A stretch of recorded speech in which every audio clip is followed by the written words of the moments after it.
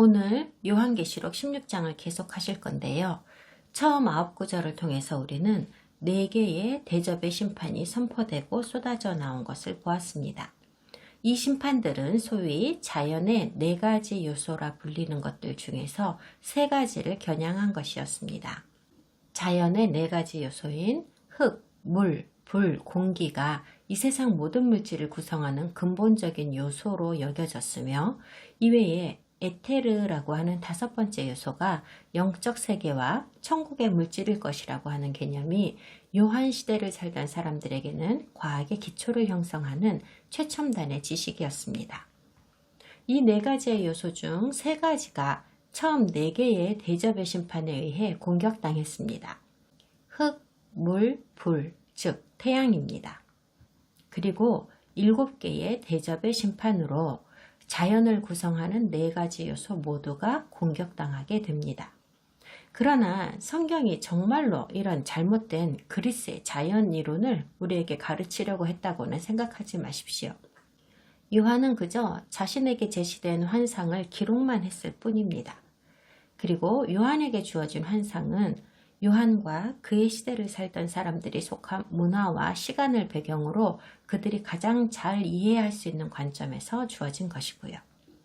그러므로 하나님께서 21세기를 사는 우리에게 말씀하시고자 하시는 것과 요한에게 말씀하신 것은 본질적으로는 동일하다는 것입니다. 우리가 사는 이 세상의 모든 방면에 지구의 기초를 형성하는 모든 것 위에 그리고 그 위에 사는 모든 생명체에게 심지어 생명에게 필수적인 지구 저 너머에 존재하는 모든 물체에까지도 재앙이 미치리라는 말씀을 하시는 겁니다.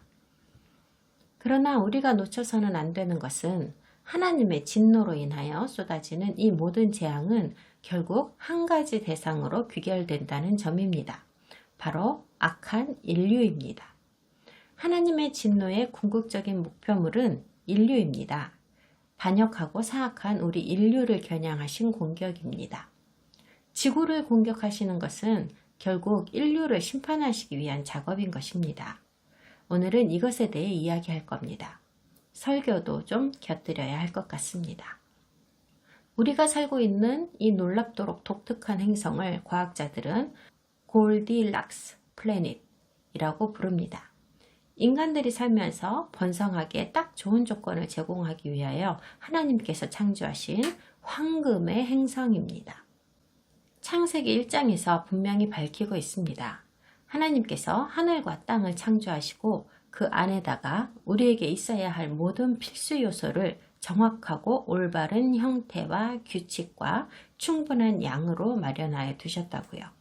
곧 인류를 위한 지극히 완벽하며 이상적인 거주지로 이 지구를 만들어 주셨다는 말입니다. 육지와 바다의 비율, 풍부한 담수, 식용식물의 다양함, 물속에 사는 놀라운 생물들과 마른 땅에서 번성하는 다른 생명체들, 그것들 중에는 우리 식탁에 올라와서 맛난 음식이 되는 고기들도 넘쳐납니다. 우리의 유익을 위하여 작동하는 온건한 기후와 날씨 순환 방식, 그리고 우리에게 계절을 주고 바다의 조수를 결정하며 지구의 정확한 기울기와 깊은 관련이 있는 하늘에 떠 있는 저 달과 그리고 우리에게 따뜻함을 주고 새로운 세포를 재생하게 하고 음식도 생산할 수 있게 하는 거의 무한한 에너지를 제공하는 저 태양도 주셨습니다. 이 모든 것은 우리 인류의 필요를 충족시키기 위하여 존재합니다. 그리고 성경은 또한 인간의 궁극적인 목적이 하나님께 영광을 돌리는 것이며 우리가 그분을 예배하고 그분께 순종함으로써 그 목적을 달성할 수 있다고 명확하게 말씀하고 계십니다. 이 사실을 증거하는 수많은 구절들이 있지만 우리 존재의 목적에 대하여 최고로 잘 요약하였다고 생각되는 말씀을 보여드리고 싶습니다. 솔로몬 왕의 고백입니다.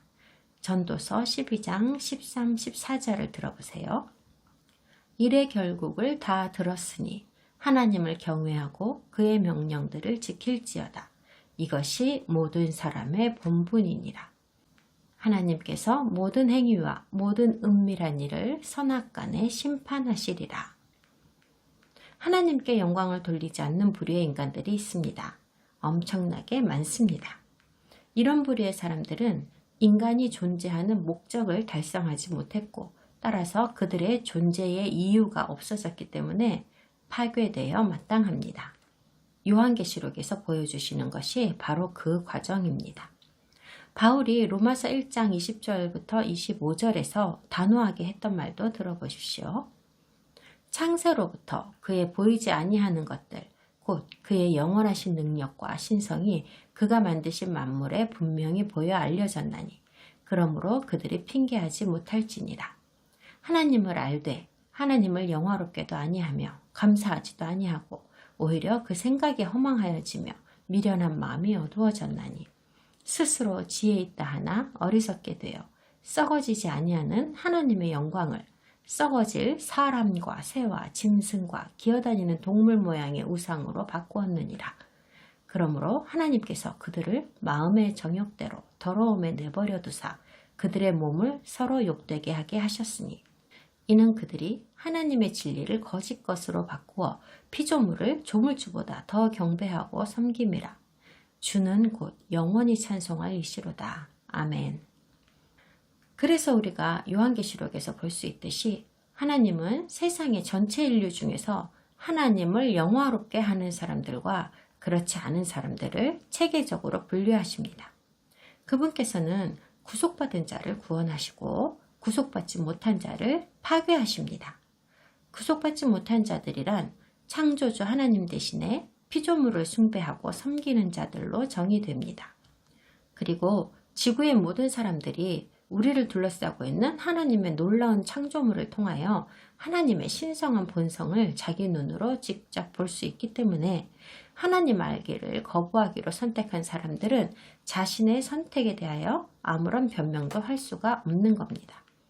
따라서 대접의 심판에 의하여 바다에 사는 생물들과 육지에서 생산되는 자양물들이 파괴되며 우리의 생명을 유지하기 위한 필수 요소인 태양이 인류를 죽음으로 몰아넣는 용광로가 되며 우리를 살게 하던 신선한 물이 피 같은 액체로 변한다고 하는 이 말씀은 하나님께서 한낱 이러한 피조물들을 대상으로 진노하신다는 뜻이 아닙니다.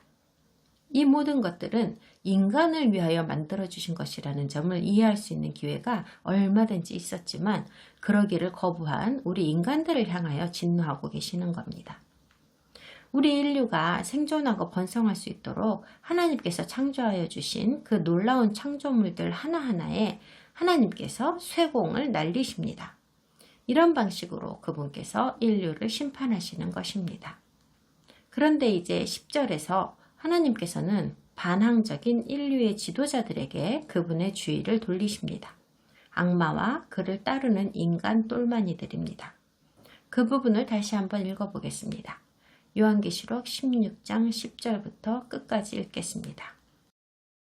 또 다섯째 천사가 그 대접을 짐승의 왕좌에 쏟으니 그 나라가 곧 어두워지며 사람들이 아파서 자기 혀를 깨물고 아픈 것과 종기로 말미암아 하늘의 하나님을 비방하고 그들의 행위를 회개하지 아니하더라. 또 여섯째 천사가 그 대접을 큰 강 유브라데에 쏟음에 강물이 말라서 동방에서 오는 왕들의 길이 예비되었더라. 또 내가 보매 개구리 같은 새 더러운 영이 용의 입과 짐승의 입과 거짓 선지자의 입에서 나오니 그들은 귀신의 영이라. 이적을 행하여 온 천하 왕들에게 가서 하나님 곧 전능하신 이의 큰 날에 있을 전쟁을 위하여 그들을 모으더라. 보라, 내가 도둑같이 오리니 누구든지 깨어 자기 옷을 지켜 벌거벗고 다니지 아니하며 자기의 부끄러움을 보이지 아니하는 자는 복이 있도다. 새 영이 히브리어로 아마겟돈이라 하는 곳으로 왕들을 모으더라. 일곱째 천사가 그 대접을 공중에 쏟음에 큰 음성이 성전에서 보좌로부터 나서 이르되 되었다 하시니 번개와 음성들과 우레소리가 있고 또 큰 지진이 있어 얼마나 큰지 사람이 땅에 있어 온 이래로 이같이 큰 지진이 없었더라. 큰 성이 세 갈래로 갈라지고 만국의 성들도 무너지니 큰 성 바벨론이 하나님 앞에 기억하신 바 되어 그의 맹렬한 진노의 포도주 잔을 받음에 각 섬도 없어지고 산악도 간데 없더라. 또 무게가 1달란트나 되는 큰 우박이 하늘로부터 사람들에게 내림에 사람들이 그 우박의 재앙 때문에 하나님을 비방하니 그 재앙이 심히 크미러라. 5번째 대접의 심판은 짐승의 나라를 겨냥합니다. 짐승은 누구입니까? 적그리스도입니다. 짐승의 나라라는 말은 사탄의 백성들을 말하는 겁니다. 하나님의 나라가 하나님의 백성들인 것과 같습니다. 짐승의 나라는 회개하지 않는 인류를 말합니다. 자기들이 사탄의 추종자임을 분명하게 식별할 수 있게 하는 짐승의 표를 받는 선택을 한 사람들입니다. 5번째 대접의 심판은 특별히 짐승의 왕좌에 쏟아진다고 하시는데요. 그러니까 적그리스도가 자신이 세상의 주권자임을 선포한 것 때문에 하나님의 공격을 받고 있는 겁니다. 기적과 경이로움을 통해 수십억 추종자를 얻으며 온 세상을 미혹하고 제압하던 무적의 이 짐승은 이 공격으로 인해 순식간에 무력해지고 맙니다. 하나님의 맹공을 막을 수 있는 방법이 없습니다. 10절에서 짐승의 나라가 어두워졌다고 말씀합니다. 어두워지다로 번역한 그리스어는 스코투인데 이 단어가 가진 여러 가지 뜻 중에 실제로 어둡다라는 뜻이 있습니다. 그러나 어둡다라는 단어는 종종 상징적인 의미로도 사용됩니다. 오늘날에 우리가 사용하는 용례와도 같습니다. 눈먼이나 악과 같이 마음에 매우 부정적인 영향을 주는 것을 은유적으로 표현할 때 어두움이 사용됩니다. 이전의 심판인 4번째 대접의 심판에서는 태양이 어두워지는 대신에 오히려 전례 없는 수준으로 지구를 더욱 밝고 뜨겁게 만들었었습니다. 그래서 이 구절은 무저갱에서 올라오는 연기 때문에 엄청 밝아져 있던 지구가 눈에 띄게 어두워지는 걸 의미하는 것이라고 해석하는 사람들이 가장 많습니다. 혹은 짐승의 권세가 가려진다는 뜻으로 어둠이라는 단어가 사용되었다고 해석하는 사람들도 있더군요. 또 다른 대중적인 해석은 세상 마지막에 로마라 불리는 나라의 경제적, 정치적 권세가 어두워지는 것을 의미하는 것이라고 하기도 합니다. 저는 이 3가지 해석 모두 틀렸다고 생각합니다. 모두 다 비유적으로만 풀었기 때문입니다. 대접의 심판은 하나님께서 이집트를 치셨을 때의 상황과 매우 닮아 있습니다. 따라서 우리는 하나님께서 파라오의 왕국을 어둠의 재앙으로 치셨던 때의 상황을 생각해 볼 필요가 있습니다. 여호와께서 모세에게 이르시되 하늘을 향하여 네 손을 내밀어 애굽 땅 위에 흑암이 있게 하라. 곧 더듬을 만한 흑암이리라. 모세가 하늘을 향하여 손을 내밀매 캄캄한 흑암이 3일 동안 애굽 온 땅에 있어서 그동안은 사람들이 서로 볼 수 없으며 자기 처소에서 일어나는 자가 없으되 온 이스라엘 자손들이 거주하는 곳에는 빛이 있었더라. 우리가 요한과 같은 유대인의 히브리적 사고를 가지고 이 구절을 찬찬히 생각해 보면 여기에 쓰인 어두움이라는 단어는 히브리어의 코색일 가능성을 금방 알아차릴 수 있습니다. 출애굽기 구절에 쓰인 어둠이란 단어가 바로 코색이기 때문입니다. 코색은 어둠이라는 뜻입니다. 그러나 이 어둠은 우리가 밤을 묘사할 때 쓰는 그런 어둠이 아닙니다. 깜깜한 어둠을 나타내는 히브리어는 따로 있습니다. 라일입니다. 라일은 단순히 낮의 반대말입니다. 창문이 없는 방에 들어가서 전등을 끄면 어두워지는 그런 건 라일이라고 합니다. 그러나 코색은 매우 부정적인 본성을 일컫는 말입니다. 영적 기만이나 혹은 눈먼 같은 것을 의미합니다. 여기 계시록 16장 10절을 포함한 많은 문맥에서 그러한 의미로 사용되고 있습니다. 그러므로 적그리스도의 왕국이 영적 어둠에 휩싸이게 되면서 그 나라 사람들의 영혼이 하나님의 진리에 눈멀게 된다는 것을 의미하고 있습니다. 그들은 이제 더는 회개할 수 없게 되었고 하나님을 선택할 수도 없게 되었습니다. 그런 능력을 하나님께서 빼앗아 버리셨기 때문입니다. 하나님께서 속임수와 어둠으로부터 보호하기 위하여 14만 4천의 증인에게 인을 지셨던 것과 마찬가지로 짐승의 왕국 백성들이 짐승의 표를 받음으로 인해 진리를 분별할 수 없는, 말하자면 그들도 인이 처진 겁니다. 이제 모든 희망이 사라졌다는 말이죠. 10절의 뒷부분에서는 사람들이 아파서 혀를 깨문다는 말씀을 하십니다. 이 부분은 10절 앞부분에 있는 말씀과는 완전히 다른 이야기입니다. 혀를 깨무는 것과 앞에서 말한 영적 어둠과는 직접적인 연관은 없습니다. 오히려 그 다음 구절인 11절의 시작 부분에서 설명하는 것처럼 이것은 생존에 필요한 모든 것이 거의 동이 나서 실제적으로 육체적인 고통과 괴로움을 당한다는 것과 연결되어 있습니다. 혀를 깨물다 라는 용어는 그리스어로는 마사오마이라고 씁니다. 이 단어는 욥기 30장 3절에서도 쓰였는데 그것을 보시면 무슨 의도인지를 더 잘 이해할 수 있습니다. 욥기 30장 1절부터 4절을 읽어드리겠습니다. 그러나 이제는 나보다 젊은 자들이 나를 비웃는구나. 그들의 아비들은 내가 보기에 내 양떼를 지키는 개 중에도 둘만하지 못한 자들이니라. 그들의 기력이 쇠잔하였으니 그들의 손의 힘이 내게 무슨 소용이 있으랴. 그들은 곧 궁핍과 기근으로 인하여 파리하며 캄캄하고 메마른 땅에서 마른 흙을 씹으며 떨기나무 가운데에서 짠 나무를 꺾으며 뱃살이 뿌리로 먹을거리를 삼느니라. 그러므로 혀를 깨문다는 표현은 사실 육체적 필수 요소를 공급받지 못하여 정신적으로나 육체적으로 심각한 장애를 겪는다는 것을 의미합니다. 그러나 이런 문제를 대면한 그들의 반응은 무엇입니까? 하나님을 저주하고 자기들의 죄악에서 돌아서기를 거부하는 것입니다. 그들은 하나님을 거부하였습니다. 자기들의 죄악된 행위에서 돌아서야만이 회개하는 것이 됩니다. 회개라는 건 그냥 죄송합니다. 제가 잘못했어요 라고 말만 하면 되는 것이 아닙니다. 회개는 가던 길을 포기하고 다른 길로 가기 위해서 적극적으로 몸을 돌이키는 것을 의미합니다. 그럼 왜 짐승의 왕국 사람들은 자기들 삶을 파괴하는 이 모든 재앙을 완전히 지배하시는 하나님을 저주할 정도로 비논리적이고 비합리적인 인간들이 되었을까요? 이 사람들은 코색이라는 영적 어둠에 갇혀버렸기 때문입니다. 하나님을 향해 주먹질을 하는 것 외에는 아무것도 할 수 없는 인간들이 되었습니다. 이 상황은 출애굽 당시 이집트의 파라오와 그의 고문들이 했던 짓을 생각나게 합니다. 출애굽기에서는 그들의 이런 행위를 마음을 강팍하게 했다고 표현하였습니다. 이집트의 왕이 마음을 바꾸어 똑바로 하지 않으면, 곧 회개하지 않으면 모세가 이집트에게 재앙을 가져올 것이라고 했지만 파라오는 회개할 수가 없었습니다. 이미 강팍해져 있는 파라오의 마음을 하나님께서 더욱더 강팍해지도록 하셨기 때문입니다. 파라오는 이미 영원한 처벌을 받을 운명이었기 때문이죠.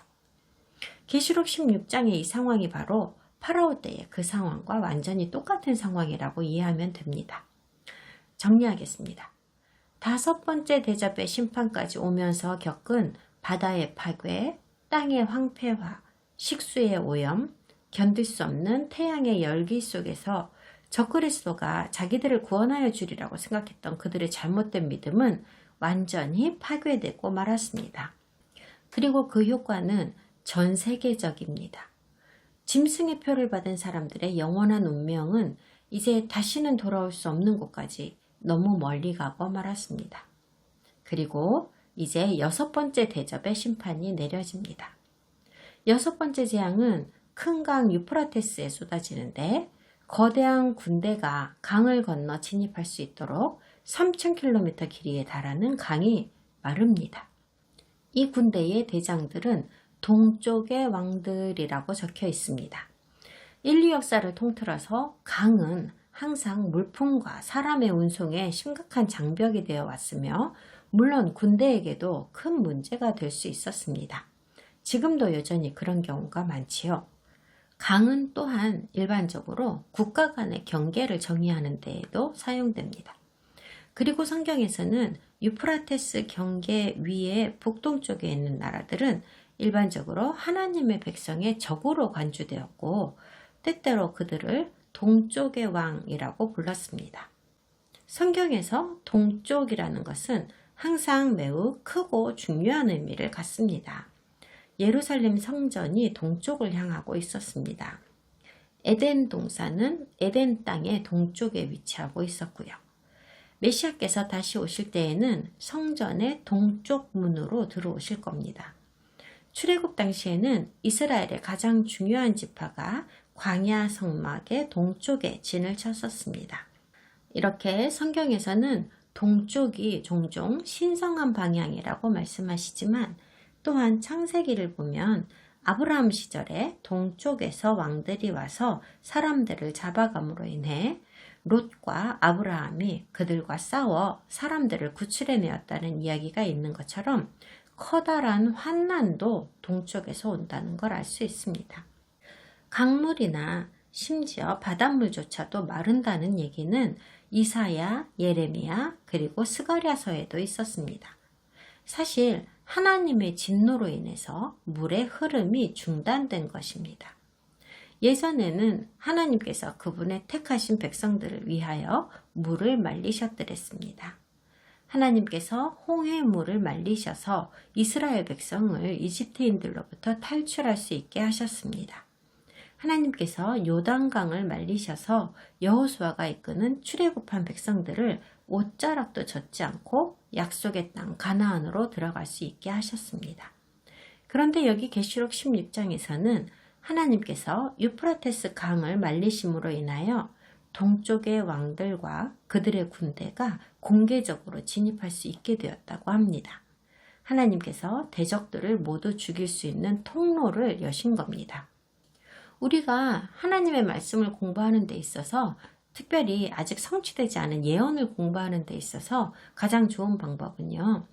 이전에 하나님께서 이미 설립해 놓으신 패턴을 먼저 살펴보는 것입니다. 과거에 그분께서 어떻게 하셨던가를 보고 그것을 기준으로 하나님께서 미래에도 그렇게 하실 것이라는 걸 예상할 수 있기 때문입니다. 물을 말려버리신다는 하나님의 이 패턴과 아주 똑같은 이야기가 있습니다. 오래전에 하나님께서 옛 바빌론을 파괴하시려고 유프라테스 강을 말리셔서 고레스의 군대가 강을 건너 바빌론을 공격하게 하셨다는 기록이 있습니다. 그리스의 역사학자인 헤로도투스의 저서에 이 이야기가 있습니다. 그리고 여기 계시록에서는 하나님의 목표물인 큰 성 바빌론을 멸망시키기 위하여 다시 한번 유프라테스 강을 말리심으로 군대가 진입할 수 있는 길을 제공하고 있습니다. 두 이야기의 패턴이 똑같습니다.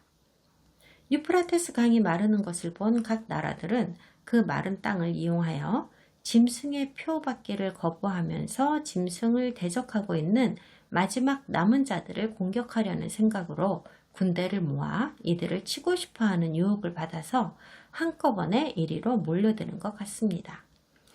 그 다음 13절에서는 요한이 세 가지 더러운 영을 보았다고 하는데요.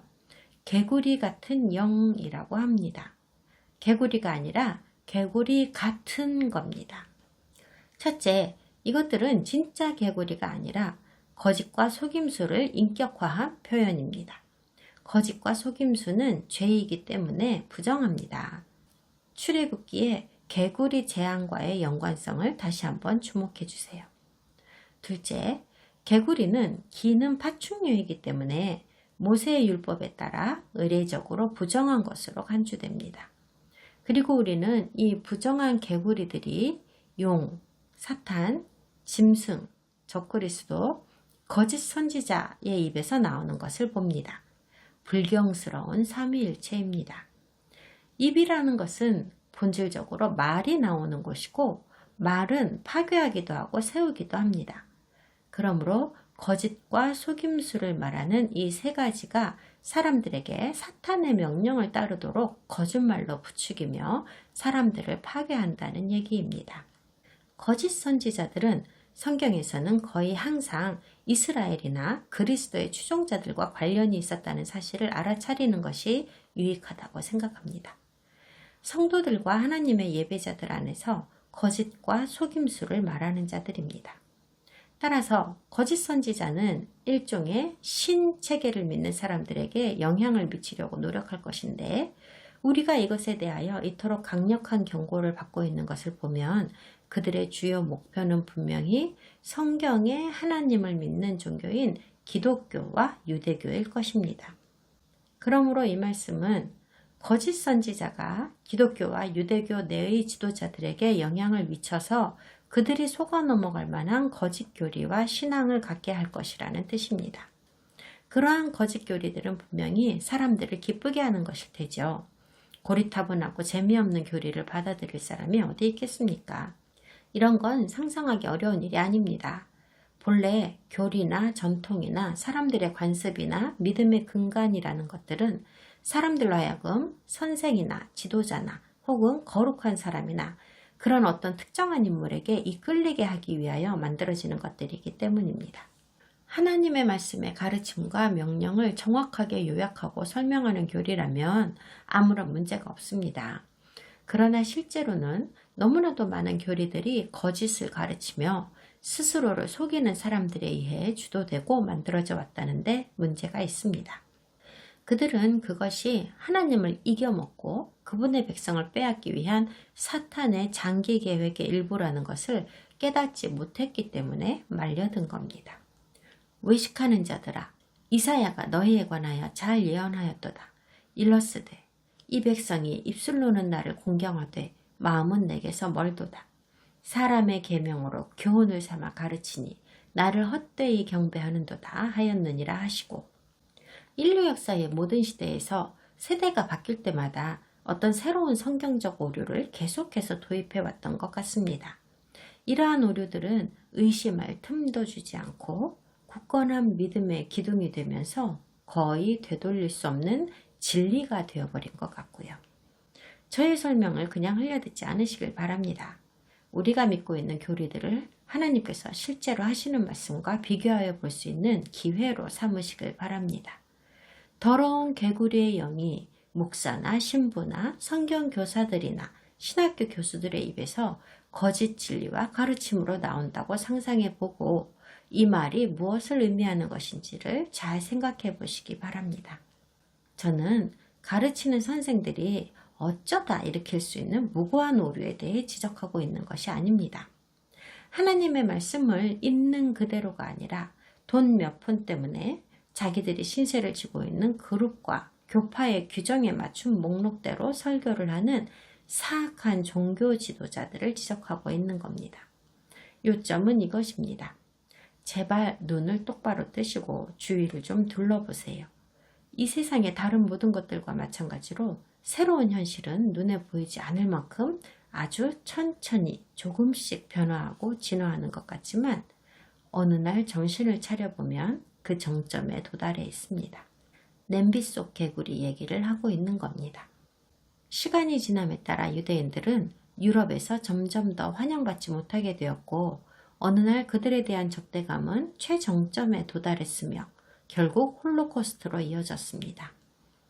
6세기경에 이슬람이 생겨난 이래로 전 세계의 이슬람 단체들은 걸핏하면 전쟁을 일삼는 세계의 골칫거리가 되어 왔습니다.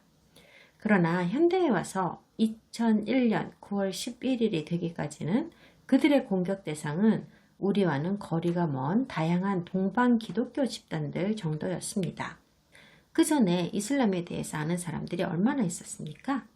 하지만 이슬람 테러리즘이 예전에는 전혀 존재하지 않았다가 그 해에 갑자기 시작된 것은 아닙니다. 전에도 계속해서 그 끔찍한 본성이 부글부글 끓고 있었지만 어느 날 갑자기 서방 세계의 TV 화면을 통해서 전 세계에 공개된 것뿐입니다. 제가 예상컨대 계시록에서 말하는 거짓 선지자도 세계의 종교들에게 이런 방식으로 악한 영향을 미치게 될 겁니다. 특별히 기독교와 유대교 내에서의 영향이 매우 클 겁니다. 기독교 교회들이 우리 마음에 좋게 들리고 우리의 욕구와 욕망을 채워주며 끊임없이 변화하는 세속사회의 요구에 잘 부합하는 새롭고 현대화된 교리를 쉽게 받아들이는 과정을 우리가 실제로 목격하고 있지 않습니까? 불과 40년 전만 하더라도 동성애 행위를 축복하고 합법화하게 될 것이라는 걸 상상하는 기독교 교단은 단 한 분파도 없었습니다. 하나님께서 구약과 신약에서 일관되게 가증한 것이라고 말씀하신 죄니까요. 기독교의 사랑이라는 이름 하에 동성결혼을 인정하고 동성애 목사를 안수하는 기독교 교파 따위가 생길 거라고는 감히 아무도 상상할 수 없었습니다. 하지만 지금은 아예 유행을 하고 있죠.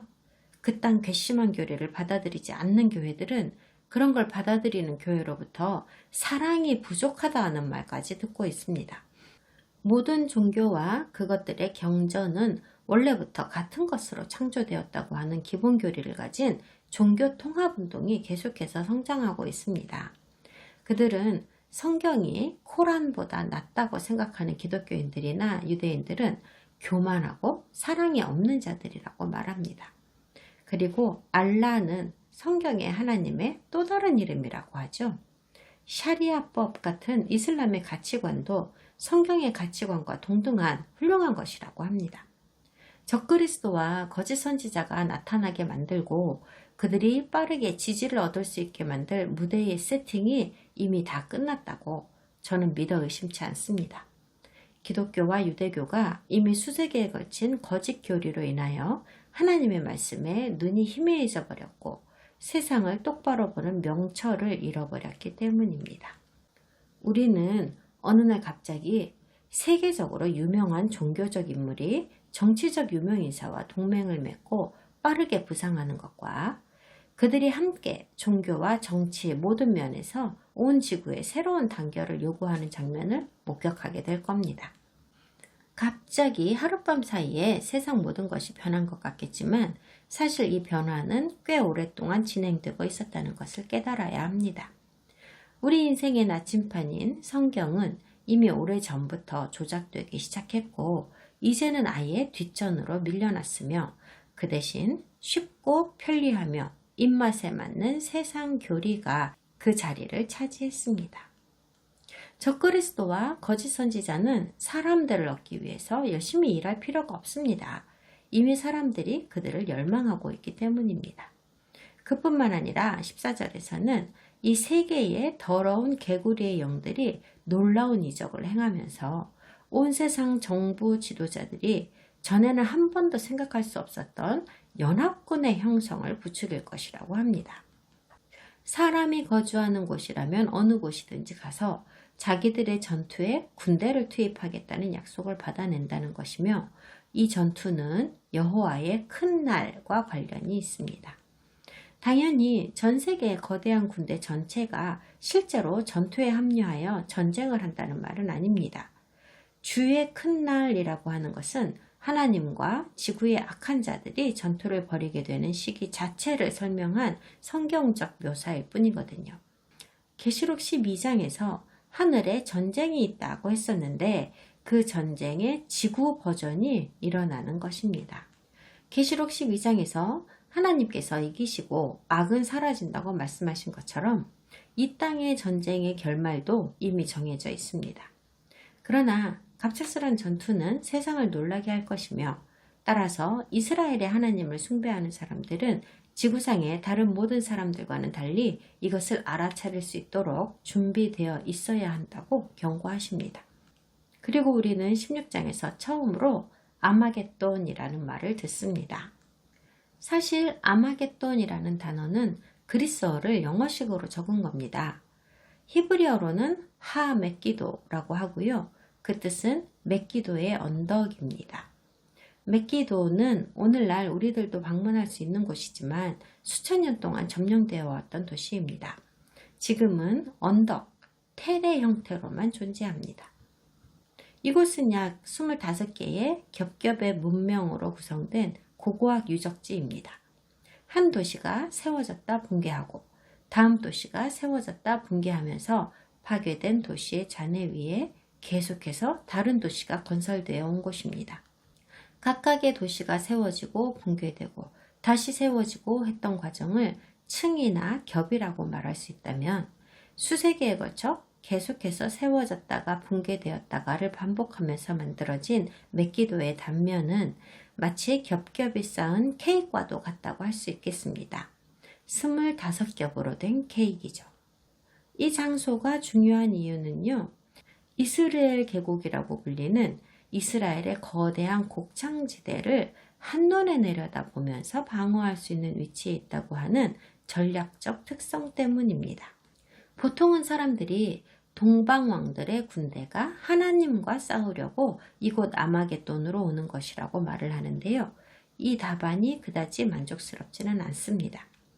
이 거대한 연합군이 자기들이 상대할 대적이 무슨 공상과학 소설에나 등장하는 순교한 기독교인들의 영혼일 거라고 생각하거나 혹은 심지어 날개 달린 천사들일 거라고 생각하면서 본인들이 일종의 영적 전쟁을 치르게 될 것이라 믿으며 이곳으로 오지는 않을 겁니다. 연합군이 오는 이유는 이 중요한 지리적 위치에 있는 그 누군가와 싸우기 위해서 오는 겁니다. 저는 그 누군가가 분명히 이스라엘의 남은 자들임을 의심하지 않습니다. 진짜 사람들과 진짜 사람들의 전쟁이 될 겁니다. 적어도 인간의 마음과 눈에는 그렇게 보일 겁니다. 항상 기억해야 하실 것은요. 하나님의 계획의 중심에는 언제나 이스라엘이 있다는 사실입니다. 이스라엘이 하나님의 구별된 백성이고 나라이며 예루살렘이 그분의 거룩한 도시임을 항상 염두에 두셔야 합니다.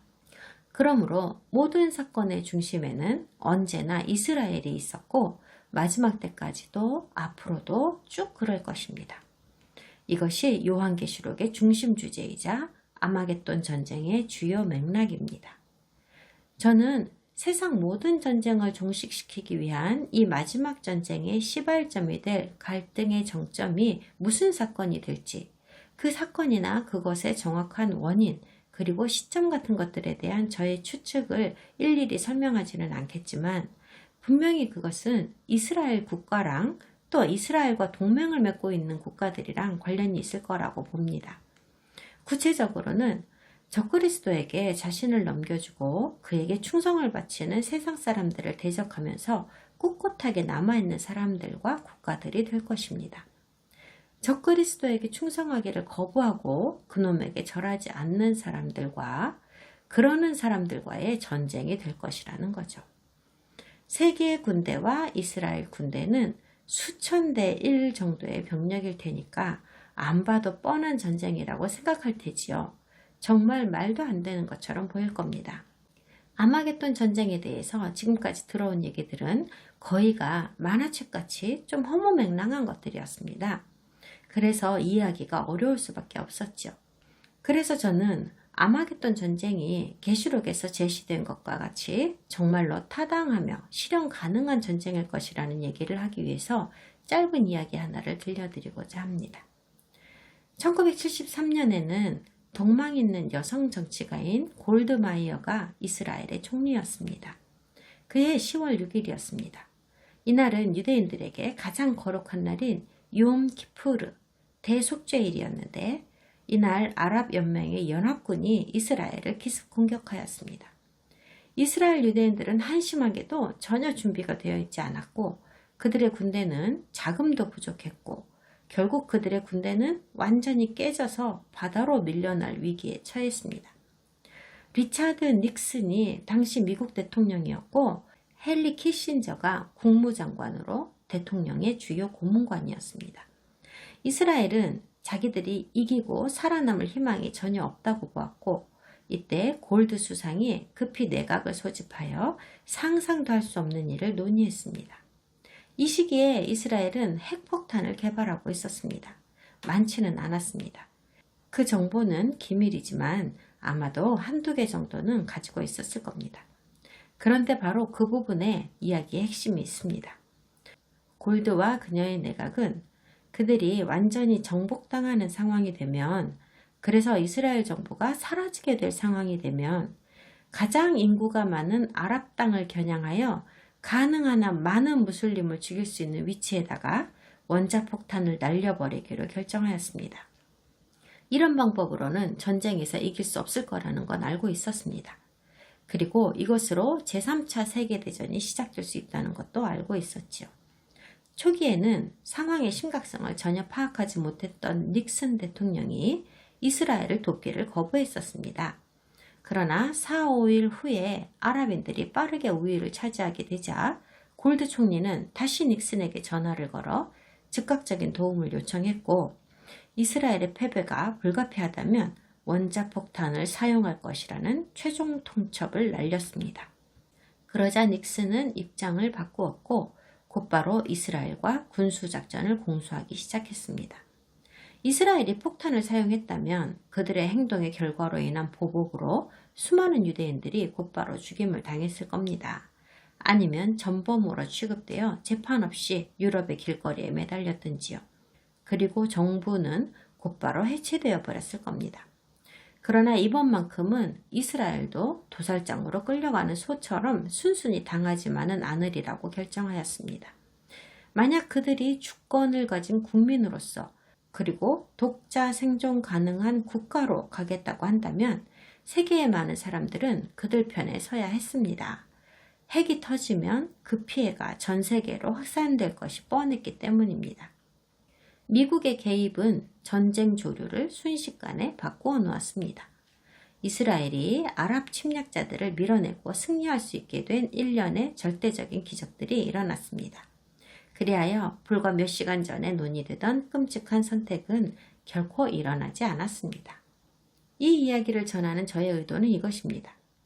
마지막 종말의 때에 계시록 16장의 짐승의 군대와 맞서 싸울 사람들은 오로지 이스라엘의 유대인이 될 것이고, 또 그들과 함께 서기로 결심한 대부분의 성도들의 그룹이 될 것이라는 말을 하고 싶어서입니다. 하나님의 말씀을 충분히 잘 이해하고 짐승의 표 받기를 거부한 사람들이 될 것입니다. 이 사람들은 자신이 틀림없이 죽게 될 거라는 걸 알고 있습니다. 적그리스도의 압도적인 세력에 맞서 승산이 전혀 없다는 것을 알고 있으면서도 이스라엘과 그들의 얼마 남지 않은 친구들, 그리고 성도들은 우리가 이제 곧 읽게 될 계시록의 말씀을 신뢰하고 그놈들과 맞서 싸울 것입니다.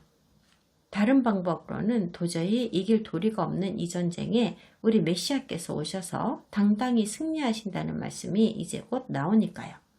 비록 엄청난 수의 생명은 손실되겠지만요. 여전히 믿지 않는 유대인들도 남아있지 않을까요? 그런 사람들조차도 이제 다시는 도살장에 끌려가는 소처럼 가만히 있지는 않을 겁니다. 다시는요. 요한이 본 아마겟돈 환상의 내용은 아마도 그의 시대에는 전혀 상상할 수가 없는 것이었을 겁니다. 그러나 오늘날에는 두렵지만 정말로 실현 가능한 일입니다. 여러 번 이스라엘을 방문하여 많은 사람들을 만나보았는데 현대의 이스라엘 사람들 중에는 골드 수상 같은 급진적인 생각을 가진 사람들이 아주 많다는 것을 알았습니다. 다음 시간에 16장과 7번째 대접의 심판을 모두 마치겠습니다.